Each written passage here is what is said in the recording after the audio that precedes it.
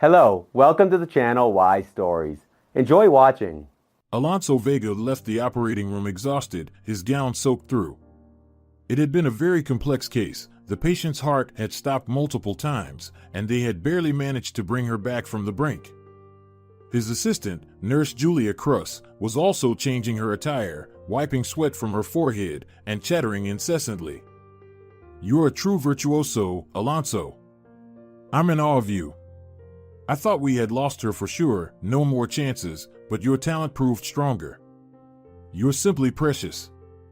With your abilities, you should be earning millions in a private clinic, not working here for peanuts, performing surgeries day and night." They entered the staff room, and Alonso put on the kettle. "To be honest, I've been offered that many times, but I've gotten used to it here. I was sent here for my internship, and somehow I stayed. It's all become familiar, like home. And by the way, it's not me who's great, Julia, it's you. Nowadays, you can't lure anyone into surgery straight out of medical school, and you see how tough the work is, yet you handle it all. You'll go far." Suddenly, a ward nurse, Jacinta, burst into the lounge. "Oh, Alonso, you're still here? It's great. I can't seem to find Lucio Rodriguez anywhere. The patient in room 7 is demanding a surgeon come to him urgently. Something's not right with his stitches." The surgeon sighed. "I'll be there in a moment, Jacinta. Let me have some coffee first, and I'll go. Give me 10 minutes, and I'll be there. I need to come to my senses." Julia protested. "This Lucio is always late. It's time for you to go home, and here you are overworking yourself. You don't spare yourself at all." Alonso sipped his coffee and tasted the pastry with a bitter smile on his face. "Enough of that, Julia. He has a family and a growing son. As for me, where do I need to rush? My mother passed away a year ago, and it was agonizing to watch her die. And I divorced my wife, Luz. It was my own choice. We were too different, like strangers. And God didn't bless us with children, for which I'm thankful. So, I have no reason to pity myself. The later I return, the less time I'll have for foolish thoughts. Well, we've chatted enough. I'll go check on Leon." Julia could only shake her head. She secretly liked this talented and always slightly melancholic doctor. Talking with him was pleasant, and working alongside him was comfortable. He never yelled and always tried to explain things comprehensively and patiently. It was evident that he was a very kind person.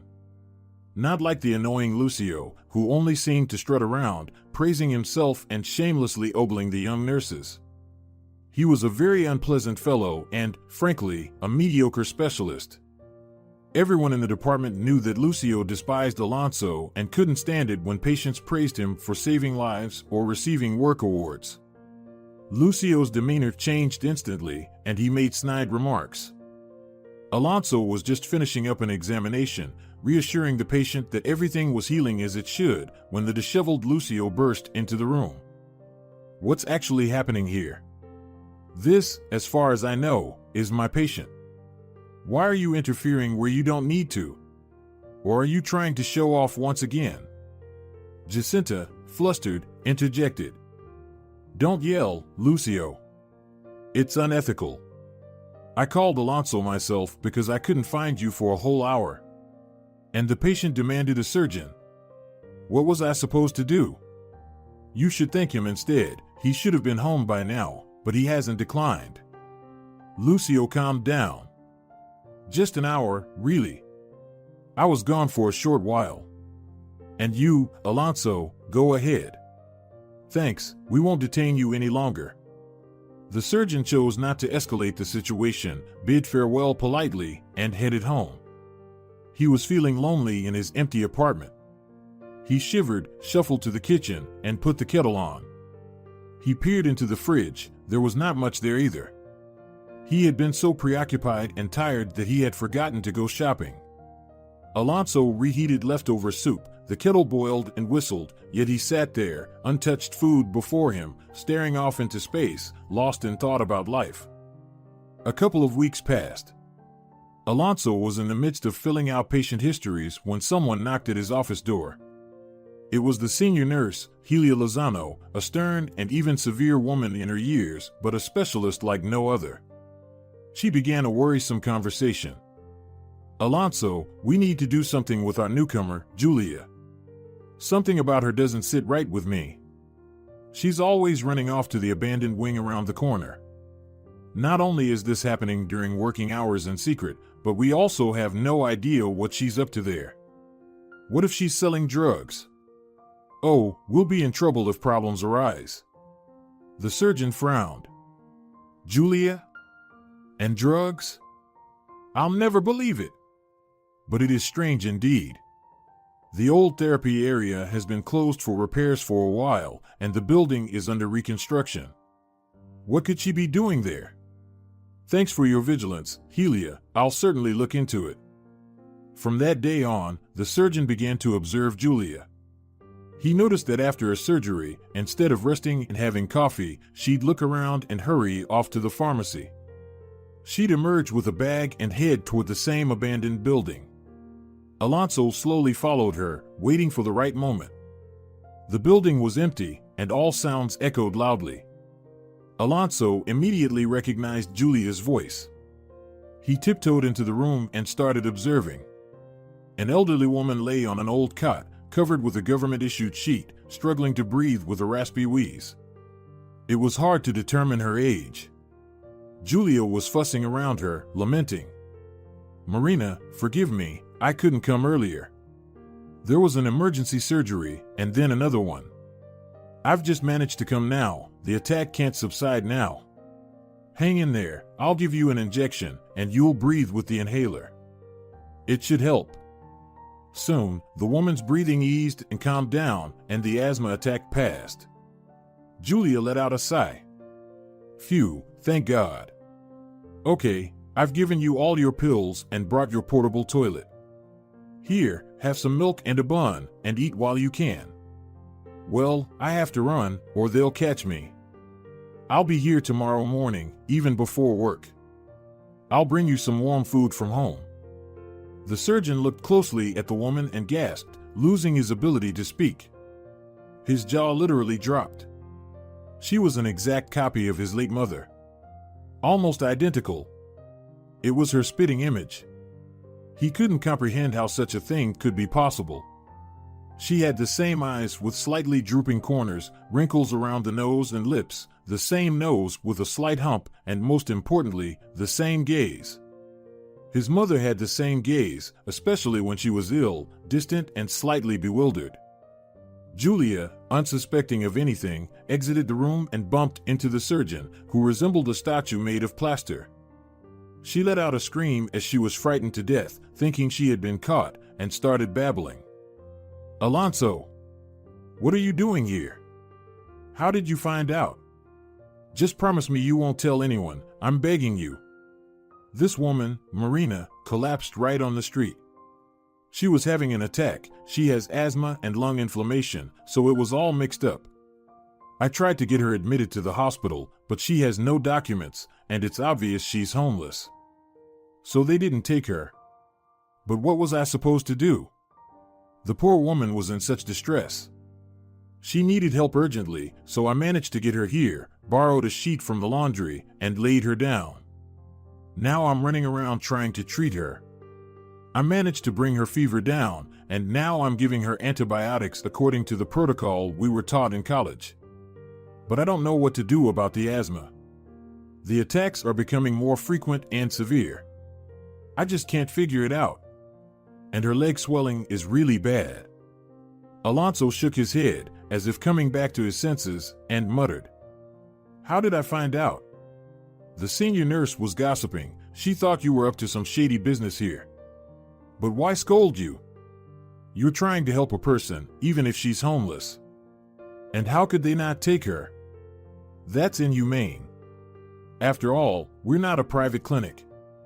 I'll try to address this issue with the head of the department tomorrow. She needs a comprehensive examination and treatment."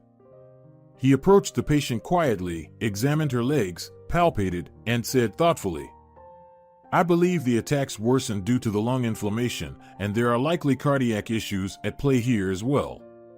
The swelling is probably related to that. The next day, as promised, Alonso went to the head of the department and spent a whole hour persuading them to admit the homeless woman, Marina, for treatment. We can't just leave someone to die like that. I understand she has no documents or insurance, but as an exception, please let her in. She has severe asthma, it's a really complicated case, and she needs to be hospitalized urgently. She's in her senior years, doesn't she have the right to receive help? After much reluctance, the department head agreed, and they transferred the woman to the internal medicine unit. Julia thanked the surgeon. Thank you, Alonso, so much. I feel so sorry for this suffering woman. She has no money, no documents, and no means to get treatment. Don't worry, once she's feeling better, I'll figure something out for her accommodation. Since I've taken on helping her. From that point on, Alonso frequently checked up on his new patient.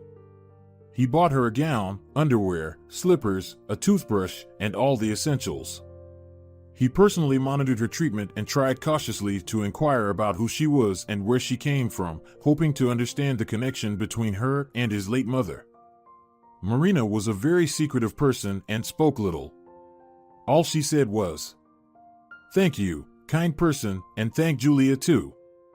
I've never met people like you before. It's just my fate, I have no family, no home. God punished me for my sins."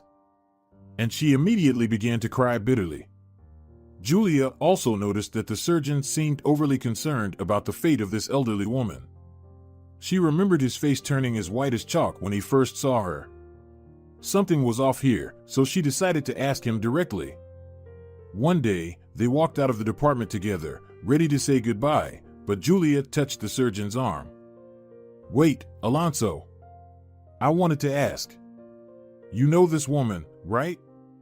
Where is she from? It couldn't have been a coincidence that you personally convinced the department head to admit her. Is she a relative of yours or an acquaintance? Who is she?" Alonso hesitated and reluctantly replied, "I just felt really sorry for her, that's all. She has no one to help her, and it's not a big deal for me. Sorry, Julia, I really need to run home, you know how it is." In reality, Alonso had no important matters to attend to. He simply didn't want to share anything with the curious nurse, especially since he didn't fully understand the situation himself yet. He was afraid that people might start making fun of him and spreading rumors around the department.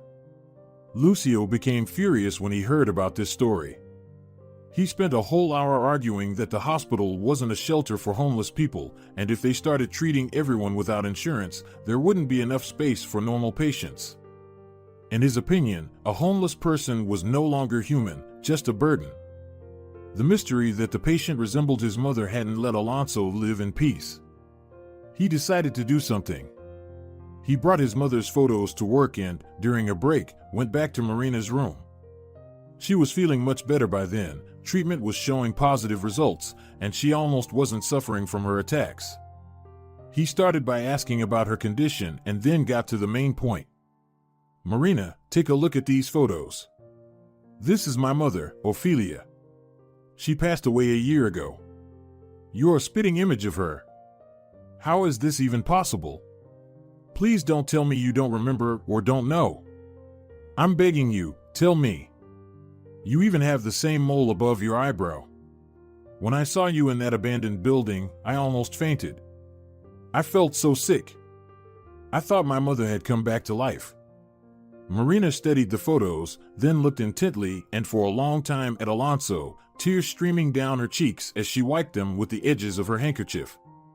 She whispered, "How is it possible that she's dead? Why? This can't be." Then she let out a deep sigh and began a lengthy story, almost like a confession of her whole life. "I grew up in a village. My mother was a dairy maid, and my father was a trailer driver. I have a twin sister, Ophelia. We may look alike on the outside, like two peas in a pod, but our characters are completely different. Ophelia was always quiet, calm, and hardworking. She has helped our mother on the farm since we were little. She ran to the barn, carried buckets, and even took care of the garden. As for me, I thought Ophelia was boring. I loved spending time with the village kids, just like everyone else, running around and staying out late. My parents would discipline me with a switch or stinging nettles, but it only made me more stubborn. I had a falling out with Ophelia at a young age. We would fight and argue all the time. Our mother would sometimes cry in frustration after one of my misadventures, saying, "Had I known you'd turn out like this, I wouldn't have given birth to you at all. You're not a child, it's a punishment to have you." When we turned 15, something in me snapped completely. Ophelia was impossible to get out of the house, and I couldn't be kept indoors. We were both lovely looking with dark hair, and the village boys were falling over themselves for us. They promised eternal love just to get into bed with us. Ophelia was obsessed with the idea of studying, moving to the city, and enrolling in college. As for me, I had found myself a suitor, Raphael. Everyone warned me not to date him. He was a notorious troublemaker and brawler, not to mention he had quite the taste for alcohol. But that's exactly the kind of person I liked. Someone who would sing songs with a guitar, steal flowers from old ladies' gardens, and share wine with tart apples. Raphael had an old house that he inherited from his grandmother, and we started living there together. And I had just turned 18. My parents almost cursed me. You could say it was a shame for the whole village. An unmarried girl fooling around with a man. Unheard of. My sister also began to avoid me, and every time we met, she tried to reason with me. "Marina, what are you doing? Pull yourself together. Why are you embarrassing our family? People will look down on you, and no one will marry you now. Raphael is unreliable. Why are you clinging to him? He'll just fool around with you and then leave you. Forget about him, come back to the family, and obey our father. Go find a job, or we can move to the city together so you can study. Start a new life." But I was so blindly in love with Raphael that I didn't want to listen to anyone. On top of that, I got offended at the slightest thing. I thought they were trying to break us apart and that they were jealous of my happiness. Raphael hardly ever worked. He was the chairman's nephew, and the hard, dirty work of the village didn't suit him. I wasn't in a hurry to become a dairymaid or a pig keeper either. In the evenings, we would gather at our house with a group of friends, drink wine, and strum the guitar. Life seemed fun and carefree to me, and I considered my parents and sister to be killjoys. And then I became pregnant. I thought, well, now Raphael would definitely marry me. How could he not? But it turned out differently. He wasn't happy at all. In fact, he started disappearing from home, going out on the town all the time. I cried and begged him to stop, but he didn't care. He would shout at me, "I'm free. And you want to tie me up? Did I ever tell you I wanted to have kids?" So, I had to give birth without being married. A midwife helped me deliver at home. Thankfully, everything went smoothly without complications. So, you're my son, and that's how I gave birth to you. Wait, I don't understand. A son?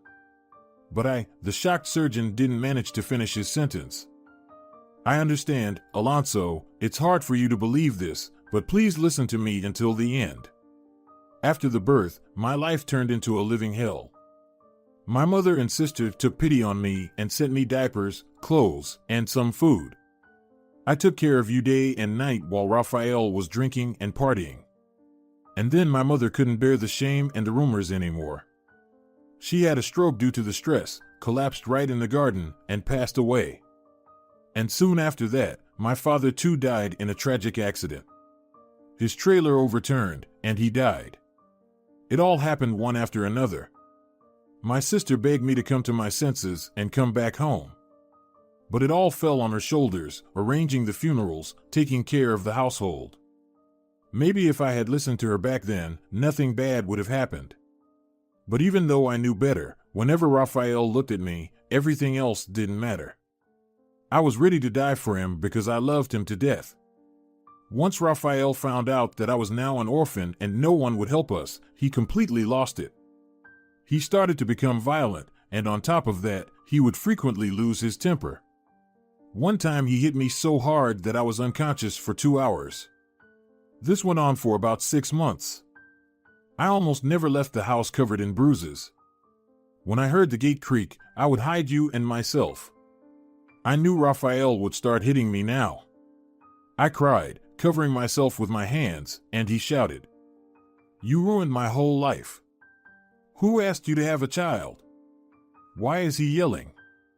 If it wasn't for him, I'd be having a good time right now and wouldn't care about anything in the world. But you brought me trouble. And one day, something turned inside me. I was out in the yard washing in the trough, and you were sleeping in the stroller when Raphael came home and started another argument. He rushed at me, and suddenly I pushed him with all my might. I put all my strength into it. And he was drunk, stumbled, and fell, hitting his head on the porch. I got scared and rushed to him. Raphael, are you alive? I'm so sorry. I didn't mean to. He regained consciousness, looked at me, but didn't touch me. He just said, "Oh, is that so? You dared to hit a man? I'm leaving and won't come back. You'll kick yourself later." He slammed the gate and left, stumbling. The neighbors saw it all. They were whispering for a long time. I didn't think much of it. We used to fight and argue with him so often that it became routine. And in the evening, the local police officer knocked on my door, and he was with other officers from the police station. They said that Raphael was dead, and I was to blame for it. They said the neighbors saw me push him, and he fell. I defended myself, cried, and couldn't believe it. But Raphael walked away from me on his own 2 feet. He was alive. How can this be? And they told me. He didn't go far. He collapsed on the side of the road and died. It's likely that blow led to his death. We'll perform an autopsy and find out for sure. For now, come with us. You're detained on suspicion of murdering your partner. And then Raphael's relative, the chairman, showed up, yelling in front of the whole courtyard. I told my nephew not to get involved with this little viper. She clung to him like a fly, climbed into his bed, and then brought an unknown child into the world. Raphael told me more than once that he wanted to get away from her and that the child wasn't even his. And now she's decided to kill him. Exactly. No one else could have done it. No one. They took me away and put me in prison. Ophelia rushed over right away, even while they were interrogating me. Rumors spread in the village like wildfire. She silently and feverishly started gathering you up and whispered, "I'm taking Alonso. If anything happens, I'll say he's my son. Otherwise, they'll send him to an orphanage. You're such a fool, Marina. You've brought nothing but trouble, both to yourself and me." That same night, Ophelia left everything behind, her house, her belongings, and got on a train with you to the city. I never saw her again. It was later, when I was serving my 10-year sentence in prison and was already well acquainted with the life behind bars, that she sent me a single letter. "Hello, sister. I've taken custody of Alonso. I've arranged all the documents. I met a good man, Edgar, who accepted him as his own son. I changed his and my last names too, so now there's no connection between us except blood. I can't forgive you for our mother's death. If it weren't for you, she could still be alive. We have a loving family, and I love Alonso as my own son, maybe even more. We're raising him with love and care, hoping that he'll never inherit the bad blood from you or Raphael. Don't look for us. You've ruined your own fate, so spare the fate of your son. Why would he need a mother like you? What can you give him? It's a pity, Marina, that things turned out this way. But even from childhood, you were always like a stranger to us. I don't even know who you've gone after. Goodbye. You don't have to reply to this. I intentionally left a different address. Don't be angry and don't curse me, sister. It will be better for everyone this way. I'll send you packages whenever possible, but don't expect more. Live your life the way that is right for you. That's it. I've read that letter thousands of times, worn it out to shreds, and memorized it by heart during my years in prison. I shed countless tears over it. It was beyond description. At first, I was angry at Ophelia. I even hated her. I thought, how could she do this? I'm the mother. I gave birth to you. How could she take my son away from me? But then I cooled down, and I realized that I owed my sister a thank you. After all, without her intervention, you would have ended up in an orphanage, and would life there be any better? And you would grow up hating your mother, the prison guard. But now, you're growing up in a loving family, well-clothed and well-fed, and I can have a peaceful heart. So, I reconciled myself to it. I decided that it truly was better for everyone. And then I was released from prison. I didn't know where to go. It was a shame to return to the village. The neighbors were already avoiding me as it was. Why bother them? I didn't search for you, and really, what could I offer you? I had nothing, no property, no estate, just a stigma that would follow me for life. So I wandered from place to place, drinking heavily for a while. It seems I do have that bad blood in me, so I started drinking. I had relationships with men and even got pregnant once, but I couldn't carry the baby to term. That's the kind of mother you have, Alonso, a wayward one. I'm not that old, just 53, but I look like a frail old woman. I've picked up all sorts of ailments in prison, and life has hardened me. Well, son, now you know the truth. Has it made things any easier for you? Will you now hate me like everyone else? Despise me? Tell me, is that so? After all, I truly am insignificant. I haven't accomplished anything worthwhile in life. I've wasted it all for nothing. I'm so ashamed. Marina burst into bitter tears, her eyes lowered, her whole body trembling. Alonso couldn't bear it. Tears filled his eyes. He sat down on the bed and hugged his mother, gathering her in his arms. Come on, Mom. How could I ever hate you? No matter how you look at it, you're the one who gave me life. I'm neither God nor a judge. It's only you who has to answer for your mistakes up there. The most important thing is that you've understood and realized everything. Please forgive me. I didn't even know that my own mother was my aunt. You know what? When you're better, we'll go to my father's. I'll introduce you to him. He loved Mom so much, he adored her. And when he sees you, he won't believe his eyes. Don't even think about it, my dear. I won't let you go now. You'll live with me. I have a spacious apartment that I've earned for myself. There's plenty of room for everyone. Well, that's enough. Don't cry. Let's forget everything that happened in the past. We have to live in the here and now. Now I have you, and you have me. Isn't that wonderful? Marina looked at Alonso with such tenderness. Thank you, my dear. Thank you, my love. Could it be that fate has finally smiled upon this wayward woman in her old age? Could it be that I've finally earned forgiveness? I never even hoped to find you. I thought I would die by the side of the road, like a stray dog. Julia, my guardian angel, helped me with everything. What an amazing girl she is. It's so rare to meet people like her these days. Thank you for your kind words. They suddenly heard. Alonso and his mother hadn't noticed that Julia had been standing in the doorway all this time, so she heard everything. But she was too shocked to even move or reveal herself. Alonso turned around and, upon seeing the nurse, leaped up. Well, there you have it. Now you, too, Julia, know my secret. I hope you won't tell anyone about it. Can I count on you? The girl nodded. Of course, Alonso, I understand everything. I guess I've interrupted you. I'll run along now. They might catch on soon. And it's time for you too. I'm so happy for you. It's so touching when family members find each other after many years. I even shed some tears. Alonso looked at Julia in a completely different way. Somehow, at that very moment, he realized that he loved her. And those lovely golden locks of hair peeking out from under her medical cap, her beautiful radiant green eyes, her soft and gentle smile, and most importantly, her soul, kind, compassionate, and unlike anyone else's. That evening, Alonso gathered his courage and invited Julia to his place. "Julia, I'd like to invite you over.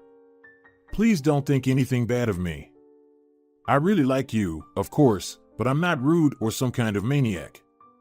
Let's make dinner and spend some quality time together. I feel so lonely spending evenings alone." The girl clearly lit up with joy and agreed right away. Her heart fluttered. Finally, Alonso noticed her not just as a colleague, but as a woman. They went to the surgeon's house, bought groceries and delicious wine along the way, and had a feast for the entire world. They cooked a duck with apples together, prepared a salad, and had a wonderful time. Julia's cheeks turned rosy from the wine. She laughed and chatted endlessly. Alonso looked at her with such admiration, as if he were marveling at her. Then, hesitatingly, he took her hand, kissed each finger, and said, "I feel so good with you, Julia. You can't imagine. I know I'm 10 years older than you. You're only 25. But you're so smart, serious, and determined beyond your years. One can only dream of a wife and a mistress like you." He was so nervous, afraid that she would laugh and leave right then, but she suddenly looked at him just as intently and said with depth, "Why are you men so blind? Can't you see, Alonso, that I like you? I've been dreaming for a while now that you would finally see me not only as an assistant in surgeries, but as a woman. I've even changed my hairstyle, trying to get closer to you. But you've just been saying things like, 'You're doing great, Julia. You've worked well.'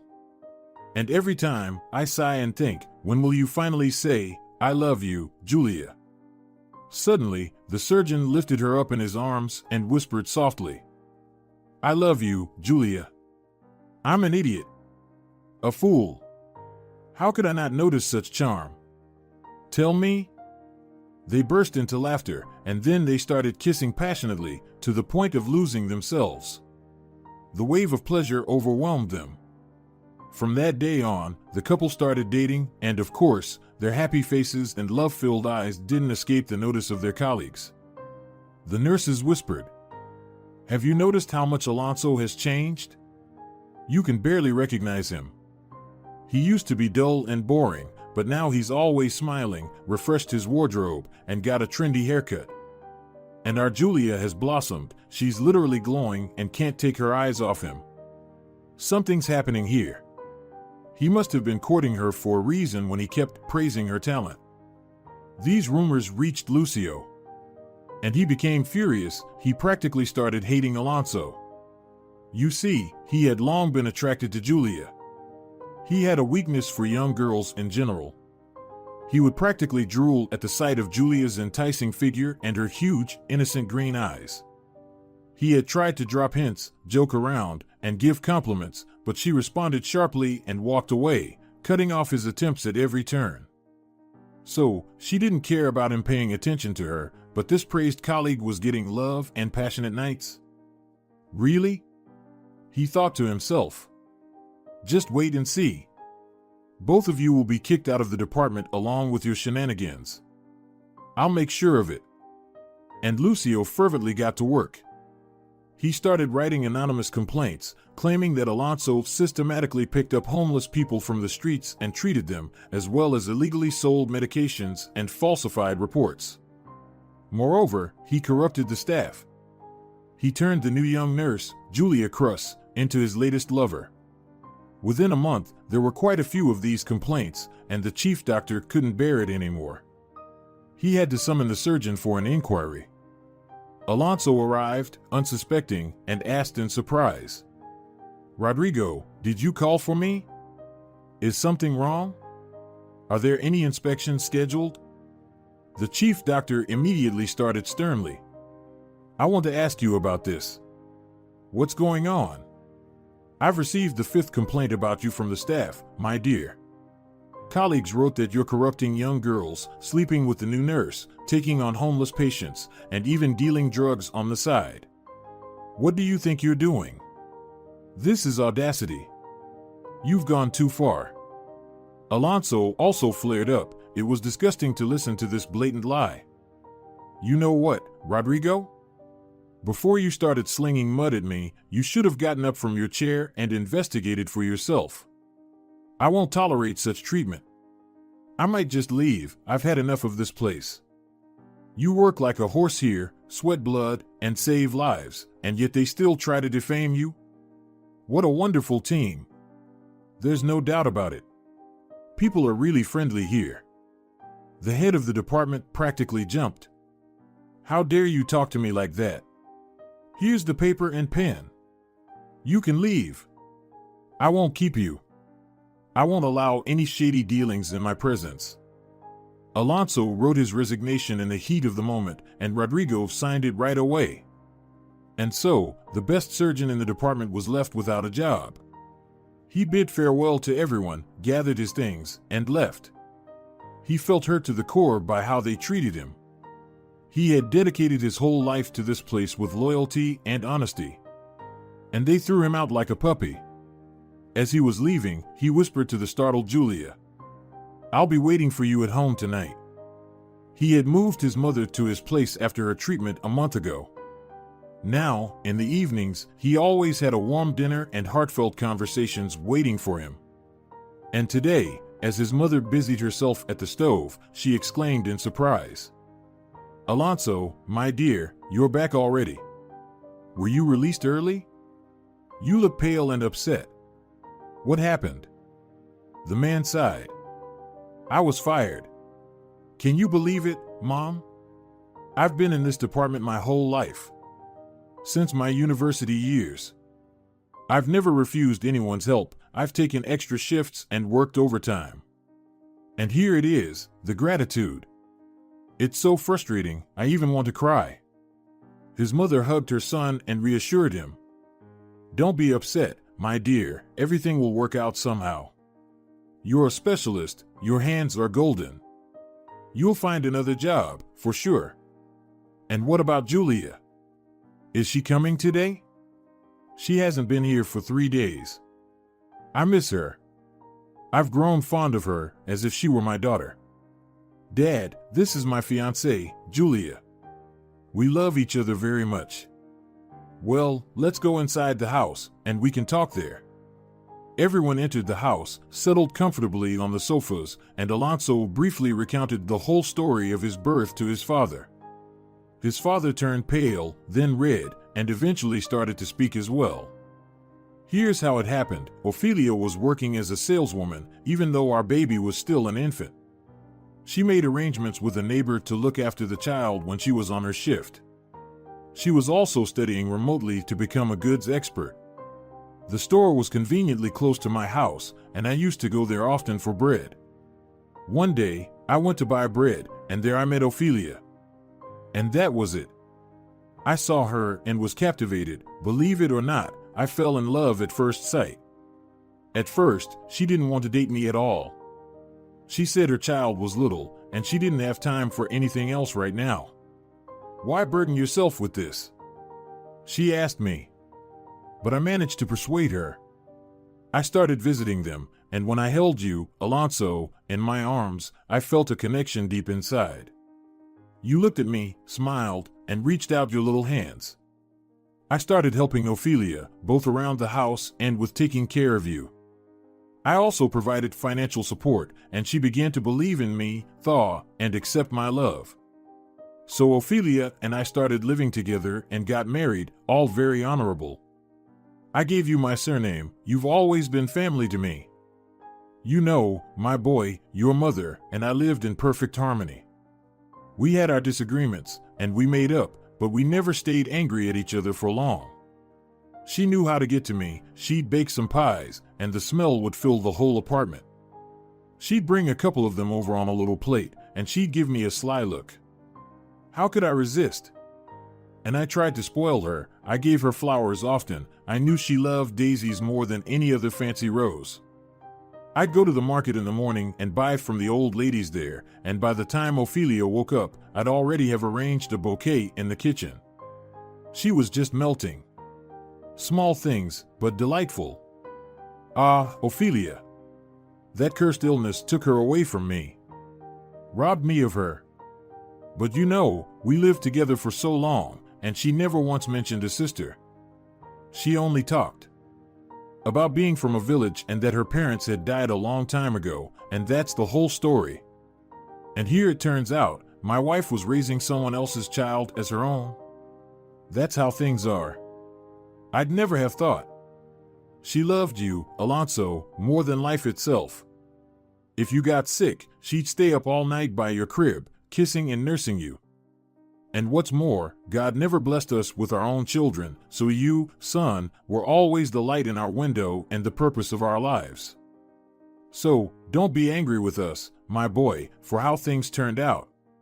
You were always family to me. There's no one closer. But I'm glad you found your real mother, no matter what. After all, she did give birth to you. So now you're living with her. And here's what I didn't tell you, son. I'm getting married. Julia and I have already picked a wedding date. So get ready to dance at the wedding. And things will work out with the job. Later on, they all talked for a long time, enjoyed tea with cake, and savored freshly picked strawberries from the garden. Edgar kept stealing glances at Marina and thought, oh Lord, she looks just like Ophelia. Exactly the same face. Unbelievable. Life continued its course.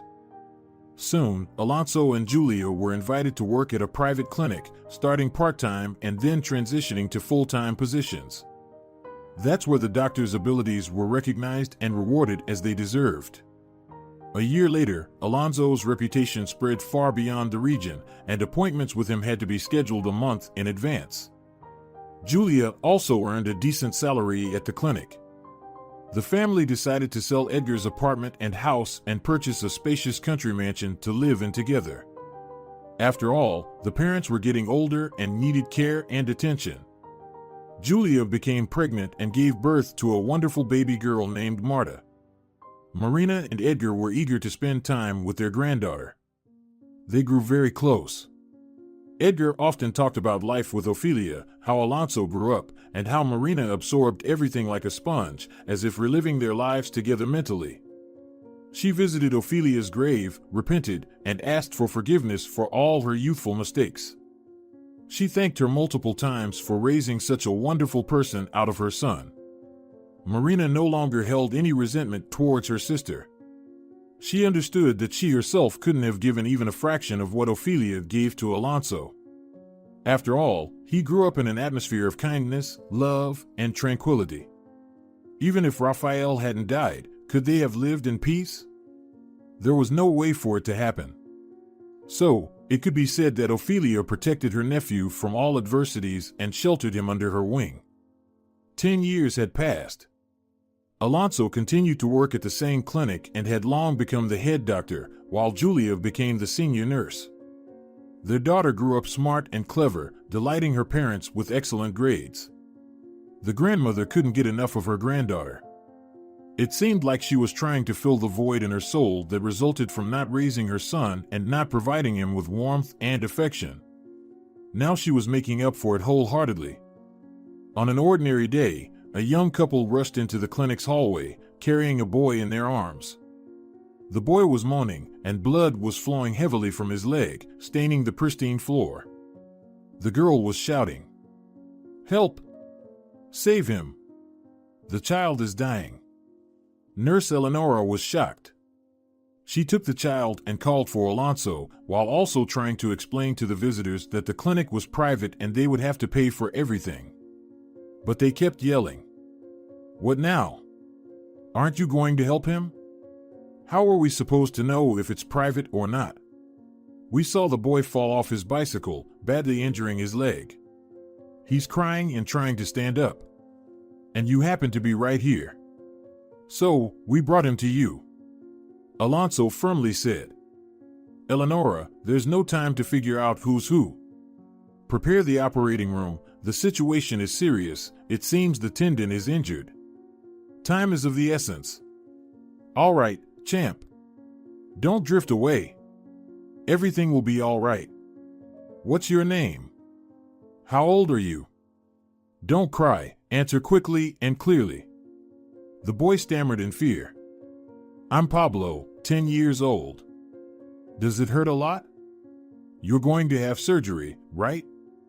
I won't die, will I? Alonso smiled. No, Pablo, you won't die. Soon you'll be playing with a ball again. They'll give you an injection and you'll fall asleep. Don't be afraid. And when you wake up, it'll all be behind you. Take him to the first operating room. I'll be there shortly. Then he turned to the couple. Thank you for not leaving the boy in trouble. It means a lot. You don't need to worry about money. Just go. I'll take care of it myself. The operation was a success. The leg was skillfully stitched up, and the child was still under anesthesia, fast asleep. Before Alonso could change out of his surgical attire, Lucio burst into his office. Lucio was that malicious surgeon from Alonso's previous workplace, and he started shouting. Where's my son, Pablo? What happened to him? Someone explain to me what's going on. And suddenly, upon seeing Alonso, Lucio stumbled on his words. The surgeon smiled and replied.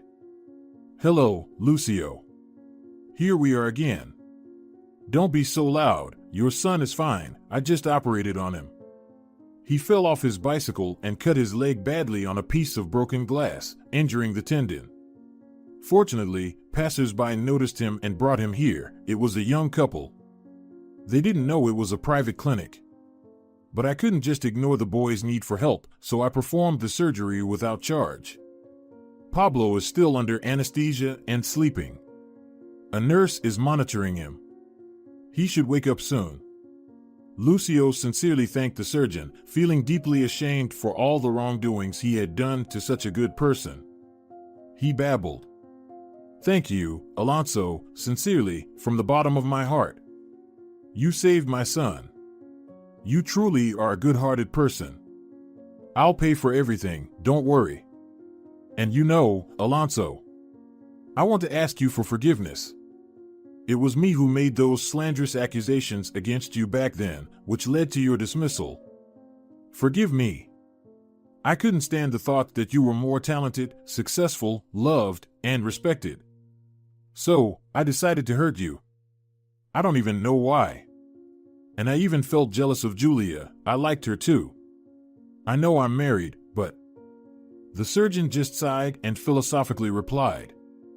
I'm not angry, honestly. Besides, as it turned out, everything happens for the best. I would never have dared to change my life. I would have kept struggling for those meager wages. But things fell into place on their own. Now I'm content with my work. I'm married, raising a daughter, and finding my birth mother. I'm finally happy, Lucio, I swear. So, let's not dwell on past grievances. We all have our shortcomings. Though I admit, I did suffer quite painfully back then, being falsely accused and fired. But Julia and my parents supported me and assured me that everything would work out, and it did. So, shall we go see how your young fighter is doing? He did really well and held on firmly. He didn't lose his spirit.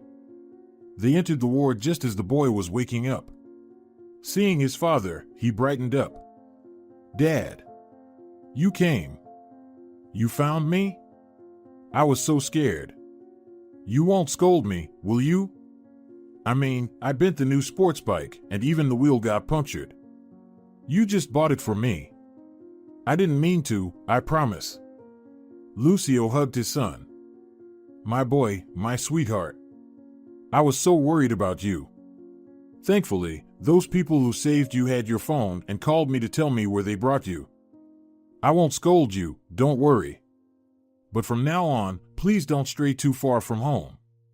You see how things can go wrong. And let's give a big thank you to Alonso for saving you. Even though the clinic is private, he could have refused. He's a true talent, and now I can rest easy about you. I know you'll be running around soon. Lucio suddenly suggested. You know what? Why don't you and your family come visit us when Pablo recovers? We'd be very happy.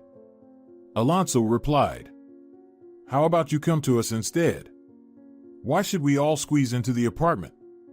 I have a spacious country mansion now with a big yard and a gazebo. I'll introduce you to my daughter and parents, and we can grill some barbecue. They parted ways with heartfelt farewells, shaking hands as if old grievances never existed and deciding to be friends as families. At home, Alonso recounted the encounter to his wife. She tensed up and said, Darling, are you absolutely sure it's a good idea to start a friendship with Lucio? He did so many terrible things to us. Do you think he could have changed? What if he's planning something again? Who knows? It's unsettling somehow. I still vividly remember how much he hated you and gave me those spiteful looks. Alonso kissed Juliet and responded, Sweetheart, you're always right about everything. Making this decision wasn't easy for me either. I barely recovered from that betrayal and deception back then. But you know, when I saw him today and looked into his eyes, they weren't lying. He sincerely asked for forgiveness. Let's give the man a second chance. He has a wonderful son, Pablo, who's the same age as our Marta. He's Lucio's younger child. Let's try to mend the relationship. But that's for later. Let Pablo recover first. Fortunately, Pablo quickly got back on his feet, and soon two families met. Julia was the most nervous, for some reason. She didn't fully trust Lucio, expecting some kind of catch. But everything went wonderfully. Lucio had a lovely wife and two sons. They had a great time, enjoying aromatic barbecue and wine brought by Alonso from the south last summer. Already in high spirits, Lucio stood up, raised his glass, and said, I want to toast the people who completely changed my perception of life and led me to change through their personal example. My longtime colleague and truly talented surgeon, Alonso, and his charming wife, Julia. You see, I used to believe that in the pursuit of fame and career, any means were fair, and there was no room for remorse. That's when I did terrible things to people, and Alonso was among those I harmed. I thought I was riding high, but no. Patients still sought him out, coming to his private clinic. And when he saved my son and took him in for surgery without a second thought, I looked at everything in a new light. I started to reflect. What would I do in his place? What would matter more to me, a brilliant career and a steady job, or the life of an unfamiliar boy? One for whom I might even have to pay and face consequences from higher-ups for acting independently? I felt so ashamed. It's true. I realized that Alonso is a person with a genuinely big and kind heart. The same can be said about Julia. I remember that story when she secretly helped a woman on the street and treated her. I was the first to object back then. How could she? But now, looking at your united family, I think Julia was absolutely right. She helped a person, just a person, regardless of who they were, you see? It's invaluable. My friends, please forgive me for being such an obstinate fool. Thanks to you, I've truly changed, and I'd like to continue being friends with you. Everyone applauded, and even Marina shed a tear. Alonso said, Thank you for your kind words, Lucio. We're all in. So let's raise our glasses to friendship. Come on, bottoms up. Since then, the two surgeons have become close friends, never bringing up the past. And 10 years later, their children, Marta and Pablo, fell in love with each other. Thus, their teenage friendship smoothly transformed into love. Now, both surgeons joyfully danced at their children's weddings, becoming not only friends but also family. Life is full of surprises, and humans are wired to do both good and not so good things. What matters is timely reflection, realizing the truth, and, most importantly, knowing how to forgive. This way, life becomes lighter and simpler. If you're enjoying it as well, leave a like